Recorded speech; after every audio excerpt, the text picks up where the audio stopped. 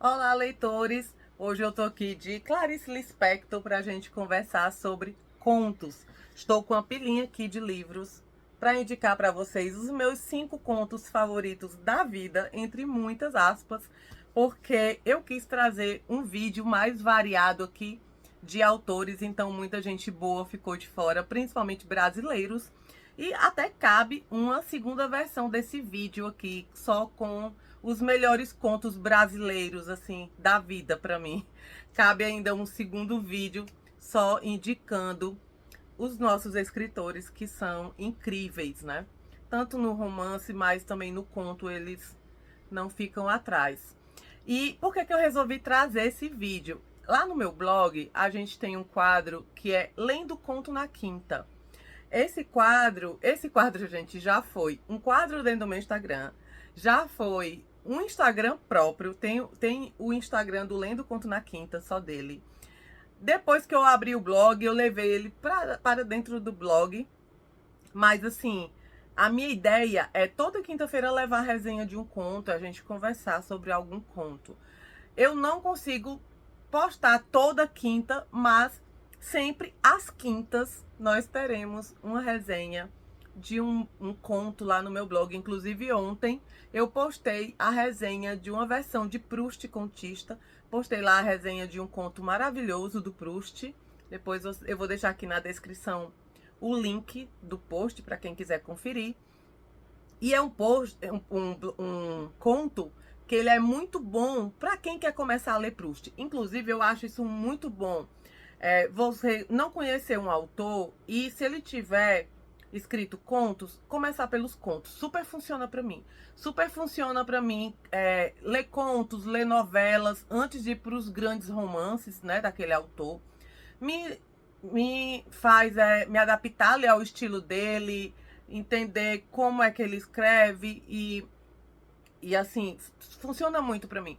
Funciona nesse sentido de conhecer a escrita do autor, funciona também no sentido de quando eu tô, por exemplo, eu tô lendo A Montanha Mágica, que é um super calhamaço. É um livro que exige um pouquinho da gente, né? Então eu não consigo pegar uma outra leitura muito densa, né? Aí o que é que eu faço? Eu recorro a um conto ou a uma novela. Também funciona para mim intercalar grandes leituras, grandes calhamaços e intercalar com contos e novelas aí, colocar mais contos e novelas dentro da minha rotina de leitura. Também funciona muito, muito para mim. E eu tava fazendo, essa semana eu tava escrevendo essa resenha do post, né, lá para o blog do Lendo Conto na Quinta, do conto do Proust, que é Violante e a Mundanidade. E eu pensei, por que eu não faço um vídeo indicando os meus 5 contos favoritos da vida? E esses que eu vou trazer para vocês são contos que, assim, que eu já li e já reli diversas vezes. E em todas as vezes que eu releio esses contos, parece a primeira vez que eu tô lendo, da forma como eles me tocam, da forma como eles me acessam. É assim, parece que é a primeira vez que eu tô lendo. E por isso eu quis trazer aqui para vocês. Mas assim, esse vídeo, eu não tenho a intenção aqui de fazer resenhas desses contos. Até porque cada conto desse, gente, um conto desse daria um vídeo assim, de mais de 1 hora. Porque são contos que têm muitas camadas interpretativas. Então a ideia aqui para mim é o quê? Pelo menos é a minha visão para esses vídeos de indicações. É trazer algum insight que me despertou durante a leitura e despertar em vocês o interesse em ler os contos, né? Até porque são contos, como eu falei, muito profundos, muito tocantes e que vale a pena a leitura do texto mesmo e ir lá e mergulhar naquilo que esses autores estão trazendo para nós, né? Então a ideia é mais dar uma pincelada, né, no que esse conto foi marcante para mim. E assim, quem sabe, eu consegui motivar vocês também a fazer a leitura desses contos, caso vocês ainda não tenham lido, né? Porque são contos bem famosos. E o primeiro deles, eu procurei a minha edição física, mas eu não achei. Eu olhei aqui na minha estante toda, não encontrei. Ou eu emprestei, ou então tá na casa da minha mãe. E eu tenho até que achar essa edição, porque a minha edição física tá toda riscada, tá toda com várias anotações, com vários ecos ali das minhas leituras, porque eu já perdi as contas de quantas vezes eu li esse conto. Mas eu peguei uma versão aqui no Kindle, né, no e-book, para mostrar para vocês. E é o Conto da Ilha Desconhecida, do José Saramago. Gente, esse conto, para mim, ele tá assim, fácil, fácil, entre os meus contos favoritos da vida. Ele é um conto até muito famoso por conta daquela frase que diz assim: ninguém vê a ilha sem sair da ilha. Eu acho que é assim a frase. Que é uma frase bem famosa que tem nesse conto, né? Mas, assim, pra mim, o engraçado é que essa frase, com todas as outras coisas que tem aqui no conto, ela até ficou em um papel secundário. Não é nem tanto isso que me chama a atenção nesse conto, que me toca nesse conto. Mas é o quê? Aqui a gente tem um personagem. Os personagens aqui, eles não têm nomes, né? E a gente tem um personagem aqui que ele sonha em desbravar aí o mar em busca da ilha desconhecida. E quando ele chega lá no castelo do rei para pedir um barco, todo mundo questiona ele: ah, mas você quer ir em busca da ilha desconhecida, mas todas as ilhas já são conhecidas. Todas as ilhas já foram catalogadas, já foram conhecidas. E ele vai dizer, no meio aqui da narrativa, ele vai dizer uma coisa muito interessante, que ele vai dizer assim: por mais que a ilha seja conhecida, se você nunca esteve lá, ela é desconhecida para você. E é verdade, né? Quantas situações, quantos desafios, quantos sentimentos, quanto tudo a gente já sentiu, já passou, que até pode até ser comum para outras pessoas. Mas a gente nunca esteve nesse lugar, a gente nunca esteve nesse papel, é desconhecido para nós. E assim, o que mais me chama a atenção é a metáfora das... Eu chamo de metáfora das portas, né, nesse conto. Por quê? Porque ele vai no castelo pedir ao rei que lhe dê um barco. E o castelo, ele possui 3 portas. Ele possui a porta das petições, a porta das decisões e a porta dos obséquios. Dos obséquios a porta dos obséquios é dos obséquios que o rei recebe das pessoas, né? Então, assim, quando algum súdito quer alguma coisa, eles ficam lá na porta das petições, né? Ficam lá para pedir algo ao rei. Muitas vezes dormem lá. Esse aqui do conto, ele ficou 3 dias lá parado, deitado na porta das petições. Aí é toda uma burocracia. É o rei que fala com não sei quem, que fala com Beltrano, que fala com Cicrano, até chegar na porta das petições.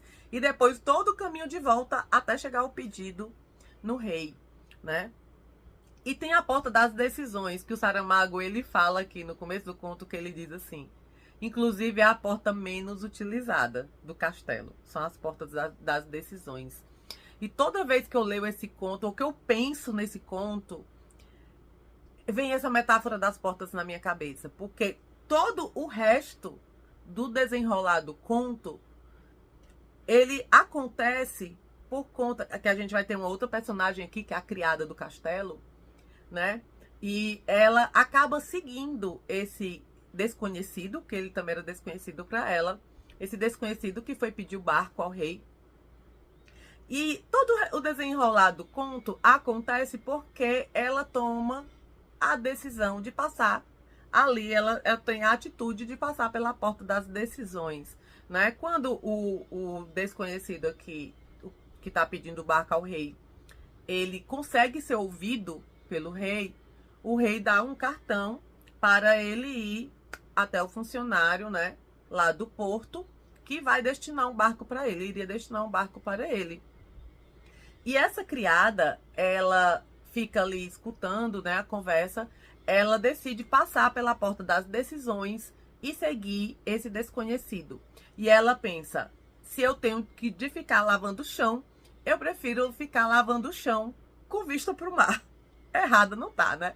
Então, assim, é muito melhor ela pensando: se é de eu ser criada aqui no castelo, eu prefiro ser criada no barco, onde eu vou estar navegando aí no mar e conhecendo ilhas desconhecidas. E ela toma a atitude de passar pela porta das decisões. Tanto é que depois que eles já recebem o barco e ela já tá lá limpando o barco, ele até fala assim, algo no sentido de que ela poderia voltar para o castelo. E ela disse: não, você esqueceu, eu passei pelas portas das decisões. Ou seja, não foi algo que eu fiz para ter volta. Eu decidi estar aqui. Eu passei pela porta das decisões, eu decidi seguir minha vida com você aqui em busca dessa ilha desconhecida. E por que que isso me mexe tanto comigo? Porque muitas vezes a gente não tem essa atitude da criada. A criada, ela é um barato, assim. Assim, até a minha personagem favorita desse conto. A gente não tem essa atitude, né, de passar pelas portas das decisões nas nossas vidas. A gente fica ali na porta das petições, né, anos e anos, esperando que os outros nos deem, né, as coisas, que os outros nos façam a gente se sentir realizado, né? Mas essa motivação interior que a criada teve de dizer, eu vou passar pela porta das decisões e vou viver minha vida de uma outra forma. Muitas vezes a gente não tem essa coragem.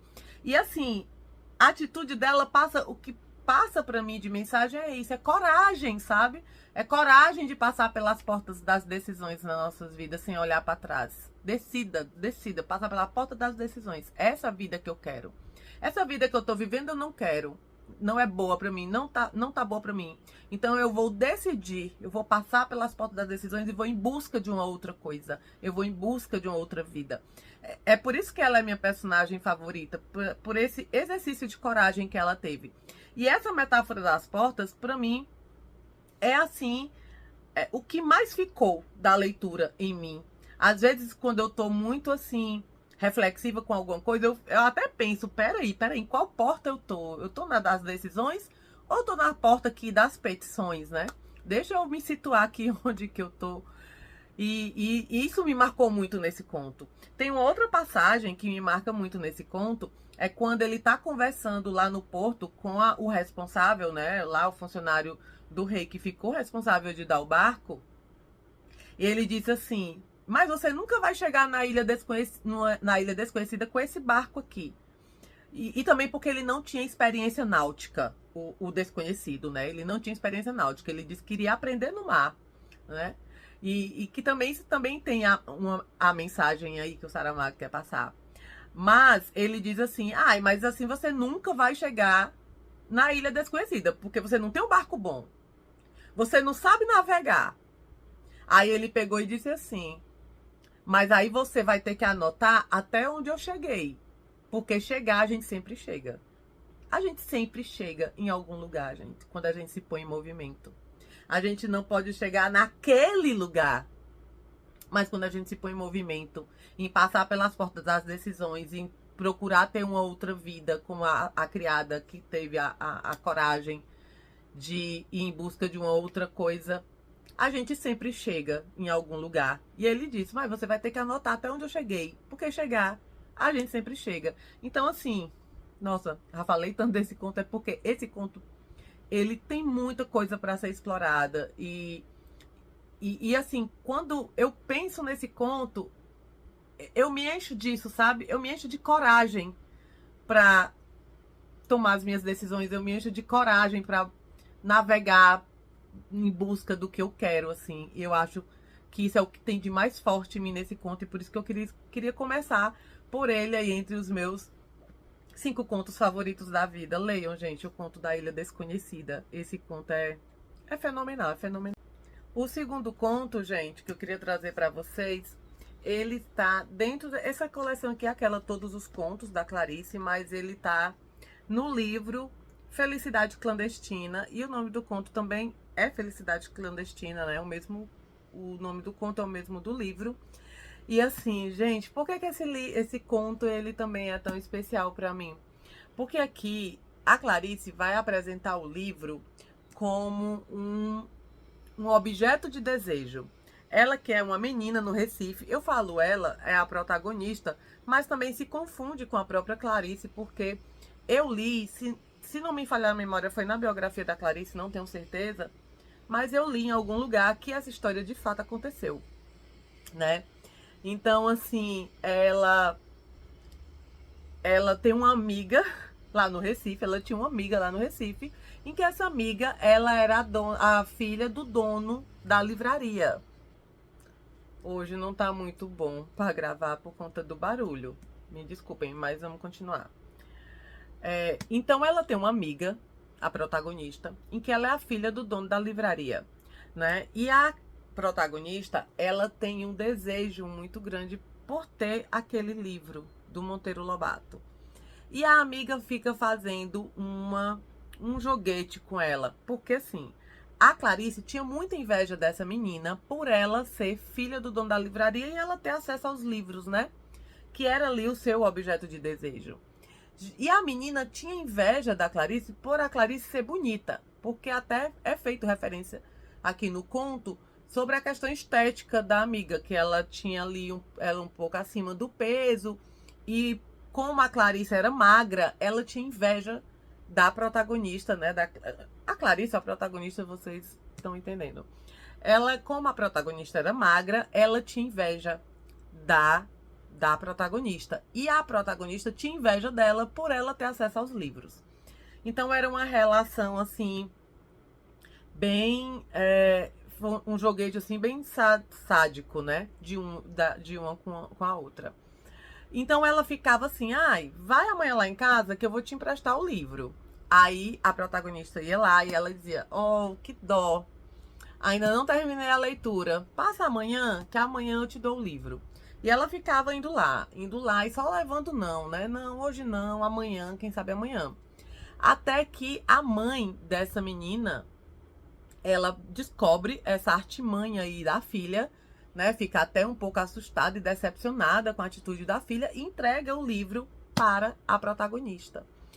E é ali, quando ela pega o livro, que ela tem acesso, que ela pega o livro nas mãos dela, ela, como o livro era assim um grande objeto de desejo para ela, ela tem uma relação com o livro bem sensual, quase erótica com o livro.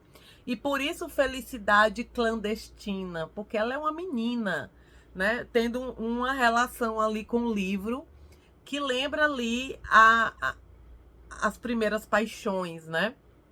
E ela até tem uma frase que ela diz assim no conto, que a partir daquele momento ela percebeu que a felicidade sempre seria clandestina para ela, né? E no final do conto ela encerra com uma frase que é muito famosa, que ela diz assim, não é, ela tá na rede com o livro, se não me engano é na rede, e ela diz assim, não é mais uma menina com seu livro, é uma mulher com seu amante. E por que que esse conto ele me toca muito? Por duas questões. Primeiro, por essa questão do livro como um objeto de desejo.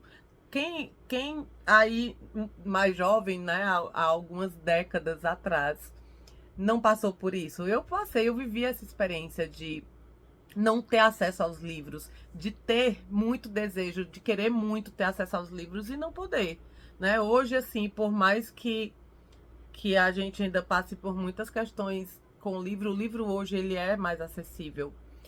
E então o livro ele era esse objeto de desejo, foi esse objeto de desejo muitas vezes para mim, né, de você ter que esperar assim uma data especial para ganhar um livro. Então essa questão dessa espera para ter o livro nas mãos é algo que fala muito com a minha biografia e por isso esse conto fala muito comigo. Mas também esse conto ele me toca muito no sentido do livro como um instrumento, uma ferramenta de amadurecimento, né? Porque a partir do momento que ela pega o livro ali nas mãos, ela não é mais uma menina, agora ela é uma mulher. Agora ela tem acesso ao conhecimento, agora ela amadureceu, ela cresceu. Então, essas duas mensagens, assim, é o que faz esse conto ser muito especial para mim. O terceiro conto que eu queria conversar com vocês é do nosso grandioso Machado de Assis. Gente, Machado de Assis não tem como você falar de contos favoritos da vida e não falar de Machado de Assis. Machado de Assis é um contista, assim, extraordinário, né? Foi um contista extraordinário. E eu fiz um projeto de leitura há alguns anos atrás desse livro aqui, 50 contos de Machado de Assis. Aqui a gente tem vários contos das obras, né, principais do Machado, Papéis Avulsos e outras obras. E tem um conto aqui que pra mim, esse conto é fenomenal, fenomenal. É um conto que eu acho que ele não tem 3 páginas, bem pequenininho, mas que ele fala tanta coisa, gente. Ele fala...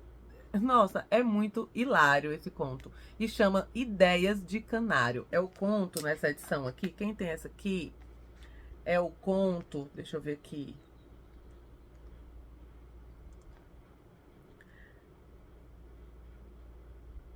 é o conto 47, né? São 50 contos, é o conto 47 esse aqui. Eu sei porque eu enumerei aqui o meu sumário. É o conto 47. E esse conto, o que é que ele fala? Ideias de canário. Nesse conto, tem ali o protagonista, ele tá correndo ali na avenida e ele entra numa casa de Belchior. É uma espécie de armazém, né? Onde tem de tudo. E a loja lá escura e tal, e o proprietário lá dormindo, praticamente dormindo no balcão, ele entra lá pra descansar, porque ele vinha correndo. Eu não lembro do que ele fugia, mas ele vinha correndo e ele entrou nessa loja de supetão. Quando ele vê lá no fundo uma gaiola com um canário dentro. E aí ele comprou um objeto lá na loja e tudo, ele já estava de saída quando ele viu o canário e o canário começou a conversar com ele. E ele ficou muito intrigado, né, do canário, da linguagem do canário, porque o canário, além de falar, o canário era muito articulado. E ele começou a conversar com o canário e a questionar o pássaro sobre o que é o mundo. Então o diálogo deles todo conto é o diálogo deles em relação ao que é o mundo e como essa visão de mundo do canário vai mudando a partir do momento em que ele vai ampliando suas experiências. Porque o que é que acontece? Quando ele tá lá na loja de Belchior, né, ele diz, aí o protagonista indaga para o canário o que é o mundo. Ele diz, o mundo é uma loja de Belchior, onde você tem uma gaiola confortável, você tem um dono, porque ele dizia que o proprietário da loja era o dono, era o escravo dele. Onde você tem um funcionário, um escravo, que lhe bota comida, ele traz água. E isso é o mundo. Aí o protagonista diz assim, mas e o céu, e as estrelas, e o sol? Eles, que sol, que céu? Não. Isso não é o mundo. Se isso existe, eu não sei, mas o mundo é uma gaiola numa casa, numa loja de Belchior. Aí o protagonista decide levar o canário com ele. Ele compra o canário e leva para o seu apartamento, porque ele queria fazer um estudo sobre essa questão da linguagem do canário. E ele coloca o canário, a gaiola do canário, na varanda do apartamento dele, onde já tem uma visão mais ampla do mundo, né? Já não é mais a visão restrita, escura da loja de Belchior. Agora o pássaro, ele tem acesso ao sol, à luminosidade, né, do dia. Ele já tem acesso às estrelas à noite, ele já tem acesso a vários outros elementos que ele não conhecia. Aí o Macedo, né, que é o protagonista, pergunta aqui para ele: e agora, o que é o mundo? Aí ele, e o mundo é uma varanda ampla, com sol. Ele começa a fazer a descrição do que ele vê através da varanda ali do apartamento do protagonista. Só que o que é que acontece? Né? Quer dizer, você já vê que a visão de mundo dele já mudou, já ampliou, né? Aí o que é que acontece? Ele adoece, o protagonista, ele passa alguns dias de cama e ele dá ordem expressa para os empregados de ficar de olho no canário. Só que o canário era muito astuto e fugiu, né? Deu uma bobeira lá na hora que foi botar a comida dele e ele fugiu, né? E como ele fugiu, quando ele fugiu, procuraram por todo canto, por todos os pelos telhados da vizinhança, mas ninguém viu o canário.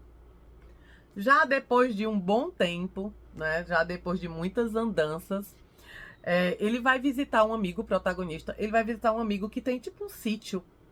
E ele tá ali conversando com o amigo dele quando ele vê no jardim, em cima de uma árvore, o tal do canário, né? O canário diz assim: olha, olha, quem está aí? Não é o meu amigo Macedo? E ele chega e começa a conversar, retoma ali a conversa com o canário e ele pergunta: canário, e aí, agora o que é o mundo para você? Aí ele, o mundo é um jardim amplo, com um céu infinito, com um sol maravilhoso, e começa a descrever ali como é a visão que ele tem do jardim, agora que ele é um pássaro livre, né?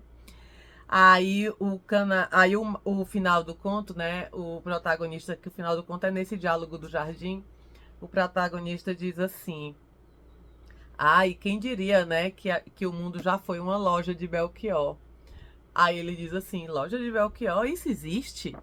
Será? Isso existe? E por que que esse conto, eu acho esse conto tão fenomenal? Ele é tão simples, gente, mas ele é tão extraordinário na mensagem, porque ele vai dizer justamente isso. Quanto mais restrita a nossa visão de mundo, né? Quanto mais a gente desconhece as coisas, na verdade, quanto mais a gente desconhece as coisas, mais a gente tem uma visão restrita de mundo e limitada. E a gente se satisfaz com isso, né? Da vida ser aí uma loja escura de Belchior. Mas a partir do momento que você tem conhecimento das coisas, que você vai em busca do conhecimento, sem ficar refém dele, porque nós vamos falar sobre isso em um outro conto aqui. Mas quando você vai em busca do conhecimento, quando você amplia a sua visão de mundo, quando você adquire outras experiências, assim, o mundo ele ganha uma outra dimensão para você, justamente por causa disso. Porque as novas experiências e o conhecimento alargou essa tua visão de mundo.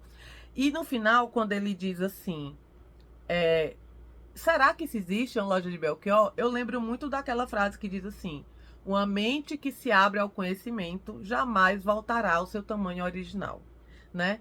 Ele que agora estava ali no jardim, tendo contato com a natureza, o mundo para ele agora era outra coisa. Ele nunca mais iria enxergar o mundo como uma loja de Belchior. Não tem mais como ele voltar àquele estado anterior. Entende? E é isso que o conhecimento faz com a gente, e é isso que as experiências de vida também faz com a gente, amplia essa nossa visão de mundo, e a partir do momento que a gente tem contato com esse novo mundo, não tem como a gente voltar mais para esse estado anterior. Então, assim, essa é a mensagem central, assim, principal que esse conto passa para mim. Esse conto é fantástico, ele é curtinho, leiam, mas a mensagem dele é potente. E agora, o quarto conto favorito da vida é um conto de Dostoiévski. Ele tá aqui nessa coletânea Contos Reunidos, né? Esse conto ele é fenomenal, é um conto super profundo. E é O Sonho de um Homem Ridículo. Ele está nessa coletânea aqui, mas ele também tá nessa outra aqui. Ele tem uma separada, peraí. Que inclusive eu não li nessa, eu li nessa outra. Eu vou procurar aqui. Achei, gente. Ele tá nesse livrinho aqui, ó. Duas narrativas fantásticas, que é A Dócil e O Sonho de um Homem Ridículo. Inclusive, é muito apropriado eles estarem juntos, porque eles têm temáticas semelhantes, né? A Dócil e O Sonho de um Homem Ridículo, eles tratam aí de uma temática semelhante. Mas o que eu queria colocar era O Sonho de um Homem Ridículo como um dos meus contos favoritos da vida. Esse conto, ele é extremamente profundo. Ele vai trazer um personagem aqui, que é o Homem Ridículo, extremamente apático e indiferente à vida, né? Ele é uma pessoa que ele não vê nenhum sentido na existência. E se você não vê sentido na vida, por qual razão se manter vivo, né? Então, justamente por isso, como ele é uma pessoa apática, indiferente, extremamente niilista, ele não vê mais sentido na existência e ele decide acabar com a própria vida e cometer suicídio. Ele chegou a um estado de tanta indiferença com a humanidade que ele, nem mesmo a dor de uma criança consegue comovê-lo ali inicialmente. Quando ele tá ali caminhando pela rua, ele se depara com a criança que pede socorro a ele por conta da mãe que está morrendo. E ele simplesmente ele não se comove com nada, né? Então ele volta para casa e decide cometer suicídio com um tiro na cabeça. Só que no momento que ele vai fazer isso, ele sente dó da criança. Ele sente compaixão ali pela criança.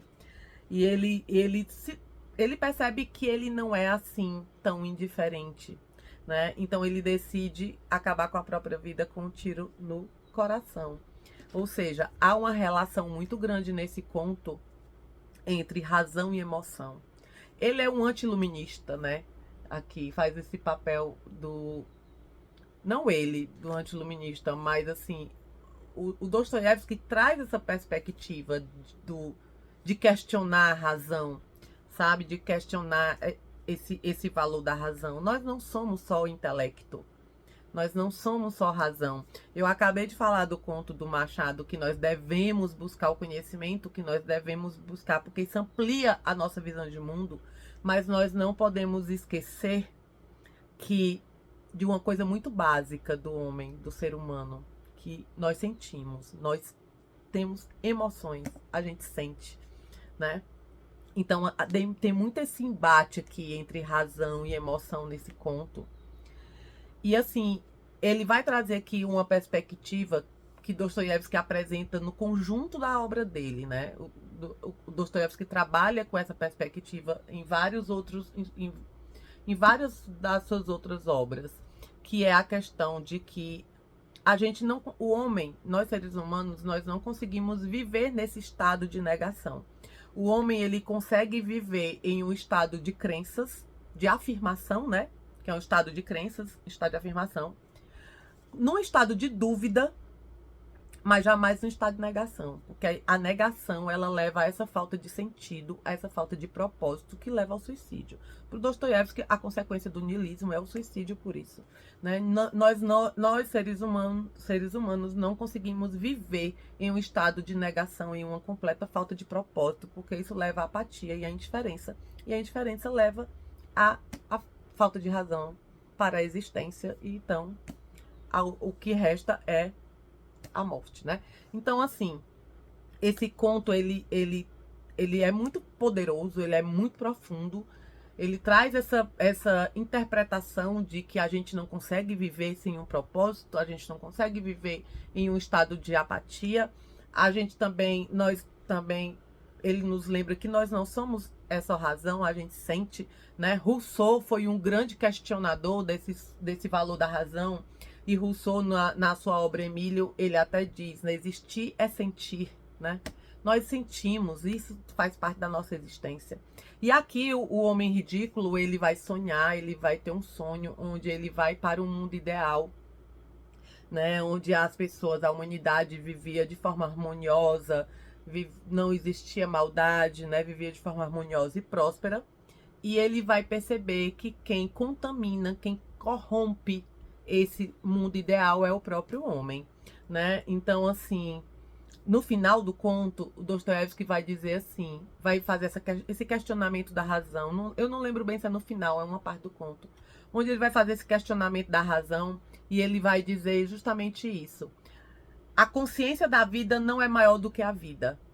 A consciência da felicidade, o conhecimento da felicidade nunca vai ser maior do que a própria felicidade. Então, esse conto, ele me lembra muito isso, né? Me lembra muito isso, que nós não conseguimos viver sem um propósito. E também que nós devemos buscar o conhecimento, mas não ser escravo dele, né? Porque o conhecimento de algo nunca vai ser superior à vivência, à experiência daquilo. O conhecimento da felicidade nunca vai ser maior do que a felicidade. A consciência da vida nunca vai ser maior que a vida, como o Dostoiévski fala nesse conto. E por isso ele tá aqui. Esse conto é fenomenal, gente. Fenomenal, fenomenal. E agora vamos para o último conto, né? O quinto conto. E como último conto, gente, eu queria trazer o clássico dos clássicos dos contos de Natal, que é um conto de Natal do Charles Dickens. Gente, esse conto, ele é fenomenal, aí marcou gerações, né? Tem até um filme da Disney bem famoso sobre esse conto. E esse conto, ele é muito inesquecível para mim. Também pela mensagem que ele passa. Aqui a gente tem, né, um protagonista muito avarento, que só pensa no dinheiro, que só é escravo do lucro, né? Tudo aquilo que a gente coloca muitas vezes na nosso propósito de vida em busca disso, né? Em busca do sucesso, do dinheiro, em perseguir bens materiais. E ele vai receber a visita ali de 3 espíritos. O espírito do passado, o espírito do presente e o espírito do futuro. E esses espíritos vão mostrar para ele toda a vida dele. Ele vai se ver diante da sua jornada, ele vai se ver diante da sua vida. E qual seria o futuro para ele se ele não tivesse não tivesse uma mudança de postura, né, diante da vida. Então é um conto que nos chama a mudança, que nos chama a reflexão no sentido de que, olha, você viveu assim até agora. Se você continuar assim, esse vai ser o teu destino. né? Que no caso aqui do protagonista era um destino de solidão, né? Então, assim, de extrema solidão. Então, assim, esse conto, ele me convida a essa reflexão da mudança, que é bem propícia a esse espírito realmente aí do Natal, né? Mas, assim, é uma mensagem também muito forte quando você se vê diante, se analisar diante da sua jornada de vida e você perceber que a construção desse homem do futuro, né, depende dessa mudança que você precisa fazer no hoje, né? Então é isso que esse conto me chama a refletir e a mudar. Então é isso, leitores. Espero que vocês tenham gostado aqui das minhas indicações, dos meus contos favoritos da vida. E eu pretendo trazer aí também uma versão das minhas peças de teatro favoritas e também dos meus ensaios favoritos. Já tem uma playlist aqui no canal com essas chamado Série Favoritos. Já tem 2 vídeos lá com os meus romances, né, os meus livros favoritos da vida. Não tem só romance lá, também tem poesia. Mas eu resolvi trazer gêneros separados. E como já tem muito romance lá, eu resolvi trazer agora os contos favoritos da vida, depois as peças de teatro, as poesias e os ensaios, de forma separada, tá? Espero que vocês gostem e leiam esses contos.